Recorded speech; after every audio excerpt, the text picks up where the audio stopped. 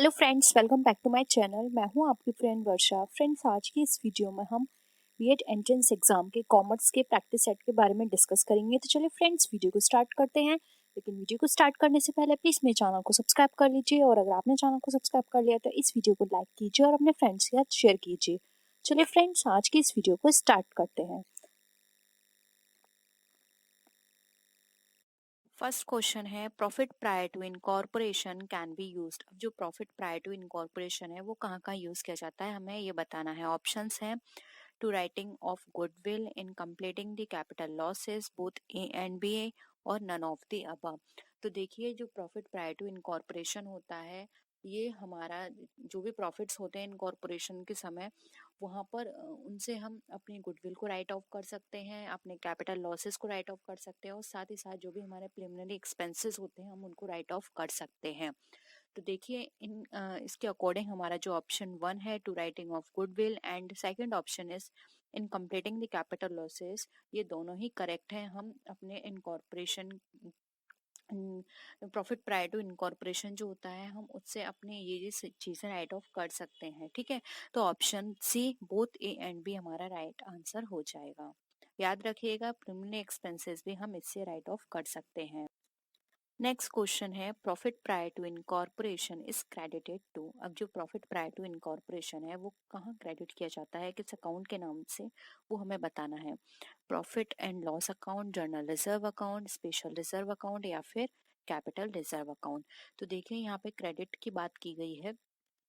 तो profit prior to incorporation जो होता है वो हमारा पूंजीगत लाभ की तरह होता है। पूंजीगत लाभ का मतलब यहाँ पर है कैपिटल प्रॉफिट की तरह होता है, और इसको हम कैपिटल जो हमारा रिजर्व अकाउंट होता है उसके अंदर इसको क्रेडिट किया जाता है। तो याद रखिएगा, कैपिटल प्रॉफिट की तरह है, इसलिए हम इसको कैपिटल रिजर्व अकाउंट में करेंगे। स्पेशल रिजर्व में जो स्पेशल चीज के लिए फंड क्रिएट किए जाते हैं, सिर्फ उनको वहां पे ट्रीट किया जाता है।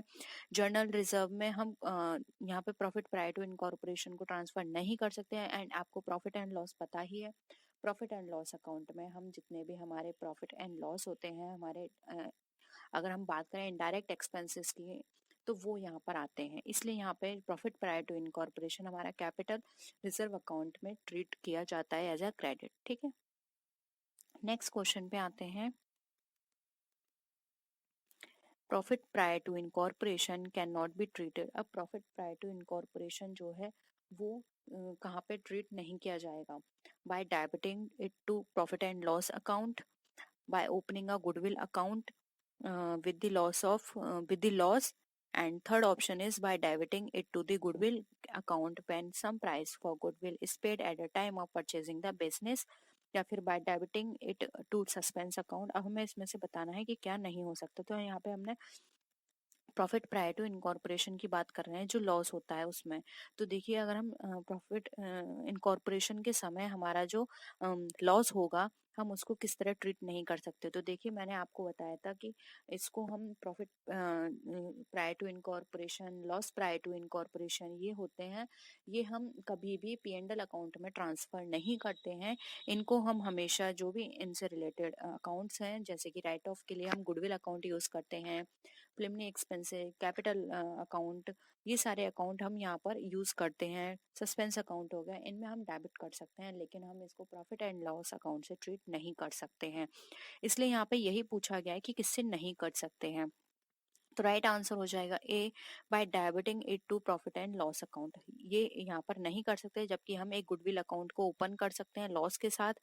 हम डेबिट कर सकते हैं गुडविल अकाउंट को when some price of goodwill is paid at time of purchasing the business, या फिर एक सस्पेंस अकाउंट की तरह भी हम यहाँ पर डेबिट करके शो कर सकते हैं इस लॉस को। लेकिन हम कभी भी प्रॉफिट एंड लॉस अकाउंट में उस लॉस को शो नहीं कर सकते, इसलिए यहाँ पे ऑप्शन ए हमारा राइट आंसर हो जाएगा। नेक्स्ट क्वेश्चन पे आते हैं।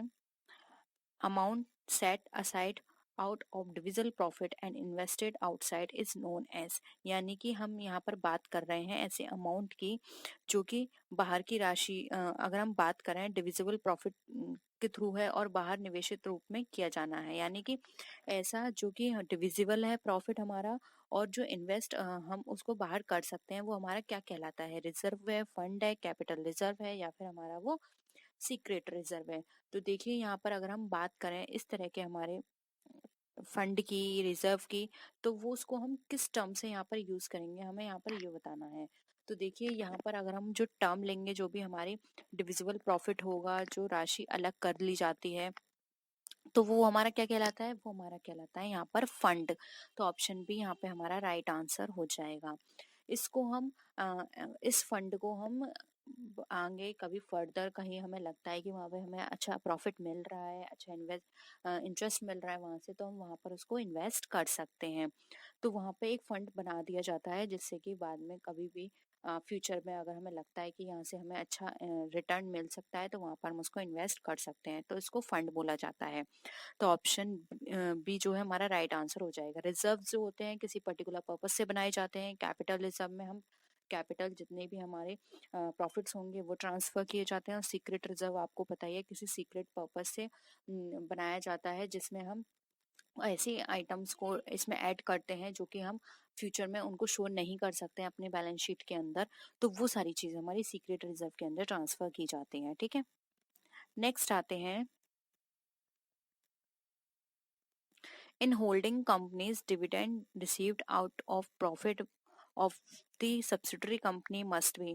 अब होल्डिंग कंपनी की बात करें, इन होल्डिंग कंपनी डिविडेंड हमारे रिसीव हुआ है out of profit of subsidiary company, यानी जो सब्सिडरी कंपनी का जो प्रॉफिट है उससे डिविडेंड रिसीव हुआ है होल्डिंग कंपनी में, तो वो उसको किस तरह से ट्रीट किया जाएगा। देखिए, डेबिटेड टू इन्वेस्टमेंट अकाउंट, यानी कि डेबिट किया जाएगा इन्वेस्टमेंट अकाउंट में। Credited to investment account, debited to revenue account, या फिर credited to revenue account.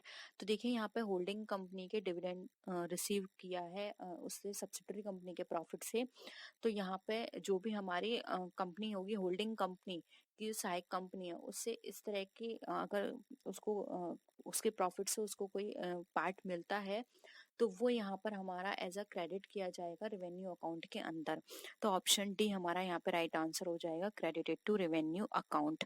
Investment, यहाँ पे ये उसका इन्वेस्टमेंट नहीं है, क्योंकि सब्सिडरी कंपनी में उसने पहले फर्दर वहाँ पे इन्वेस्ट किया था, उसके बाद उसे रिटर्न मिला है, तो वो एक तरह से वो उसका इन्वेस्ट नहीं है, वो उसका खुद का पैसा है।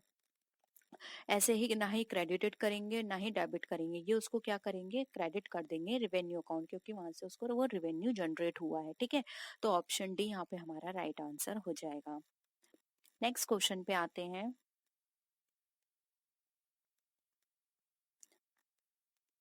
नेक्स्ट क्वेश्चन देखते हैं। Single entry system is defective because under this system. अब सिंगल एंट्री सिस्टम जो है हमारे डिफेक्टिव होती है इस सिस्टम में, क्यों, क्या कारण है कि सिंगल एंट्री सिस्टम हमारे डिफेक्टिव कही जाती है। Trial balance can not be prepared, क्या इसमें ट्रायल बैलेंस प्रिपेयर नहीं किया जाता है इसीलिए। ट्रेडिंग एंड पे and account can not be prepared, balance sheet can not be prepared, या फिर all these can not be prepared.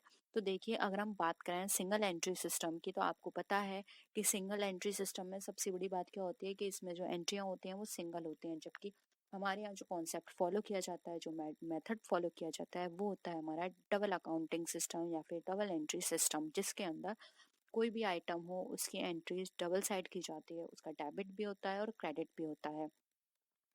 तो सिंगल एंट्री सिस्टम में सिर्फ यही बात है कि यहाँ पर कोई भी अकाउंट इस तरह का प्रिपेयर नहीं किया जाता, फिर चाहे वो ट्रायल बैलेंस हो, ट्रेडिंग एंड पे एंड अकाउंट हो, या फिर वो बैलेंस शीट हो। इसी कारण से यहाँ पर ये हमारे डिफेक्टिव मानी जाती है। तो ऑल ऑफ दीज हमारा राइट आंसर हो जाएगा। ये अकाउंट प्रिपेयर नहीं किए जाते हैं, इसी कारण हमारे सिंगल एंट्री सिस्टम को डिफेक्टिव सिस्टम कहा जाता है। ठीक है, तो आई होप यहाँ तक आपको सारी चीजें क्लियर हैं। नेक्स्ट क्वेश्चन पे आते हैं।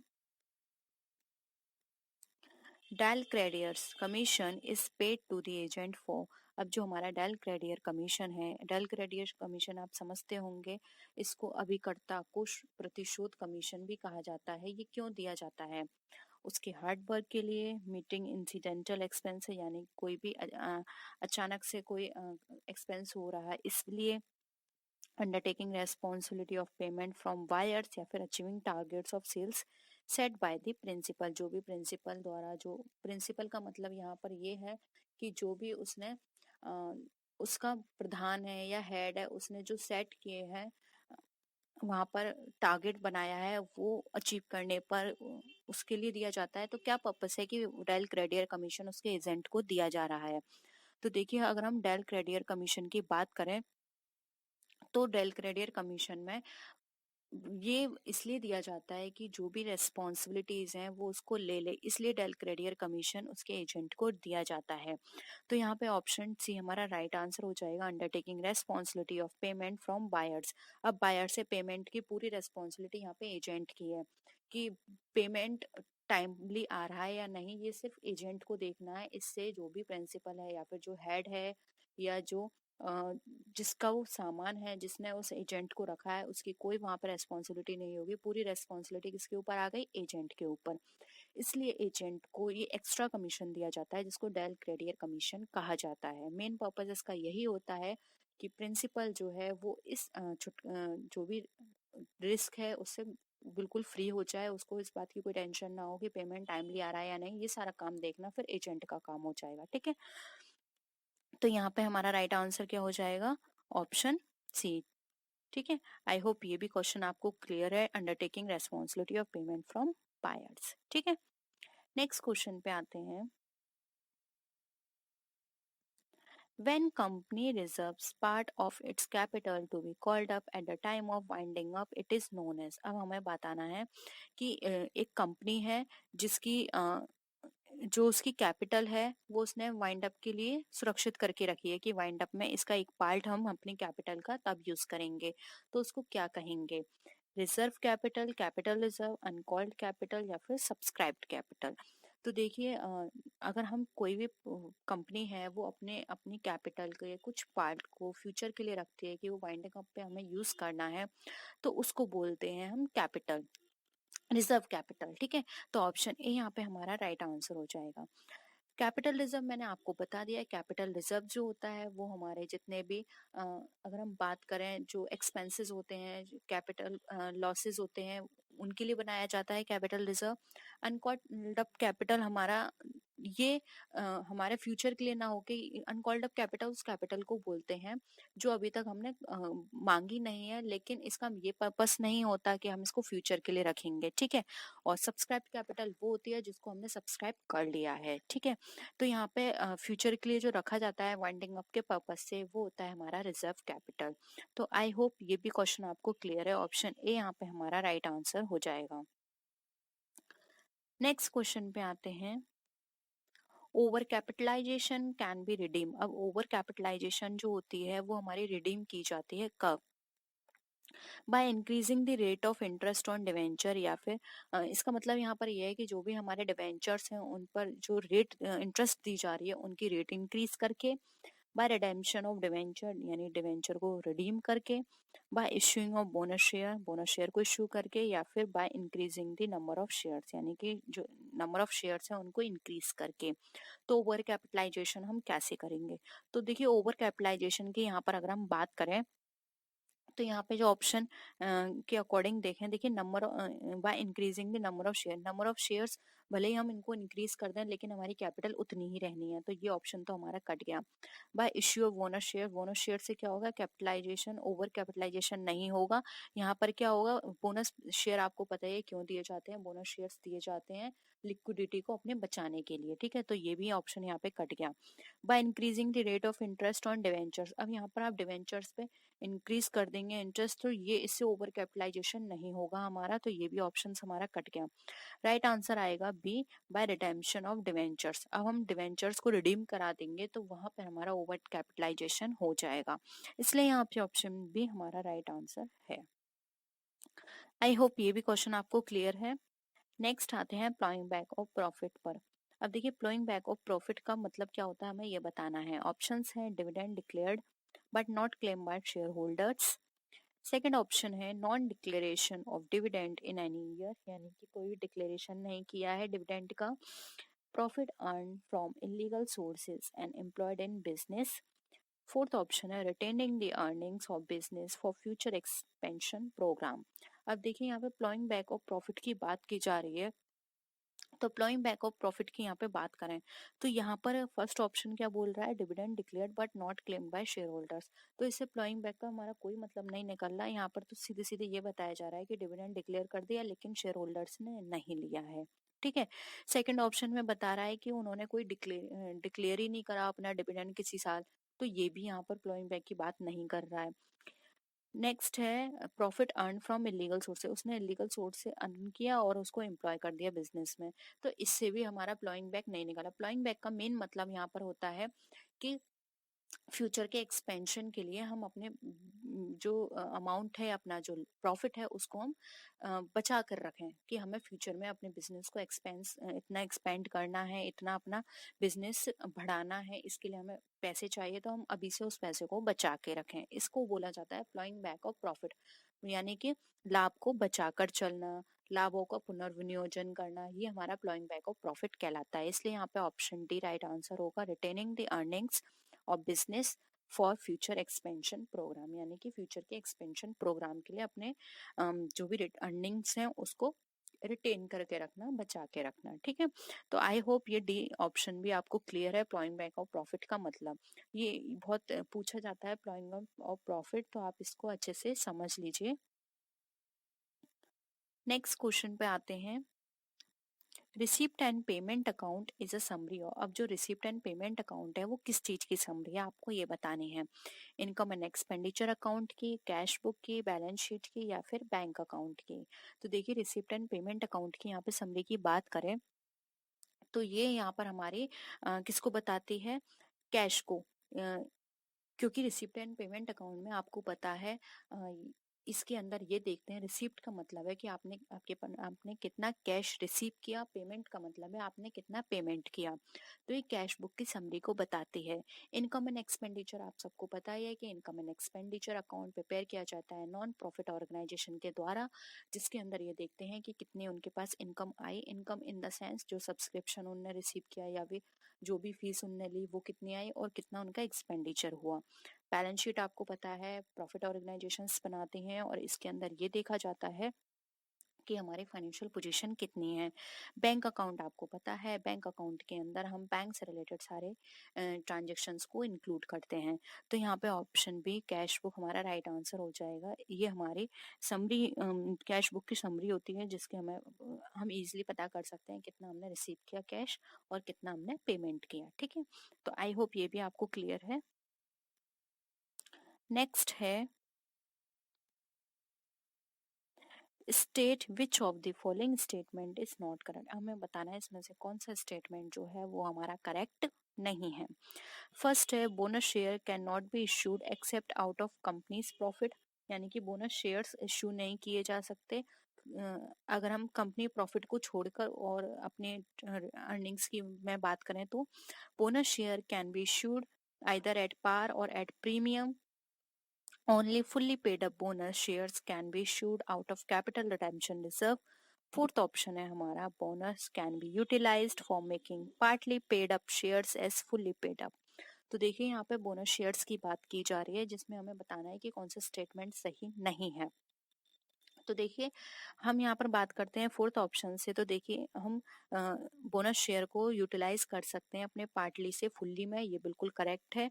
हम यहाँ से पार्टली भी कर सकते हैं और पार्टली से फुल्ली अपने कन्वर्ट कर सकते हैं।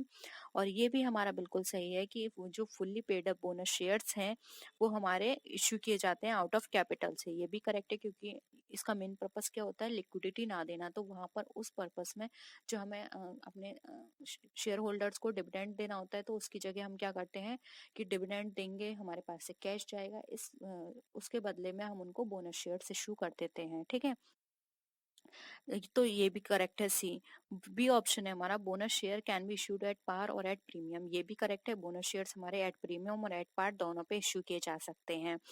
अब आते हैं ऑप्शन ए पर। ऑप्शन ए बोल रहा है कि bonus shares can not be issued except out of company's profit, यानी कि कंपनी के प्रॉफिट को छोड़कर हमारे बोनस शेयर्स इशू नहीं किए जा सकते। तो ये बिल्कुल गलत है कि कंपनी के लाभों के अतिरिक्त किसी अन्य मद से बोनस शेयर्स इशू नहीं किए जा सकते, ऐसा नहीं है। हम बोनस शेयर्स अतिरिक्त जो भी हमारी अर्निंग्स है उनसे भी इशू कर सकते हैं। ठीक है, तो ऑप्शन ए जो कि हमारा करेक्ट नहीं है वो है आंसर ऑप्शन ए। ठीक है, बाकी बी सी एंड डी हमारे बिल्कुल करेक्ट है, ए हमारा करेक्ट नहीं है। तो देखिए ऑप्शन ए यहाँ पे हमारा राइट आंसर हो जाएगा। I hope it is clear to all of you. तो यही थे हमारे आज के क्वेश्चंस। वीडियो कैसी लगी ज़रूर बताइएगा, और किसी भी तरह की कोई भी क्वेरी हो तो कमेंट सेक्शन में आप ज़रूर लिखिए।